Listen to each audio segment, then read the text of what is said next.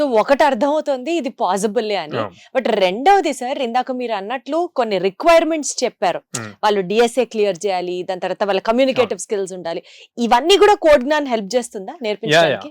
అన్ని ట్రైనింగ్ ఇస్తామండి. మీరు సింపుల్ తీసుకుంటే ఇప్పుడు టీసీఎస్ కానీ, ఇన్ఫిటిక్యూ అంటే ఇన్ఫోసిస్, ఈ ఎగ్జామ్స్ అన్ని కూడా ఆన్లైన్ ఎగ్జామ్స్. ఇవన్నీ సింగిల్ టైమ్ ఎగ్జామ్స్ ఉంటాయి. ఓకే, ఈ ఎగ్జామ్స్ లో ఒక లెవెల్ వరకు కోడింగ్ రాయగలుగుతా అంటే ఫస్ట్ రౌండ్ క్లియర్ చేస్తే గనక 3.6 LPA వస్తుంది.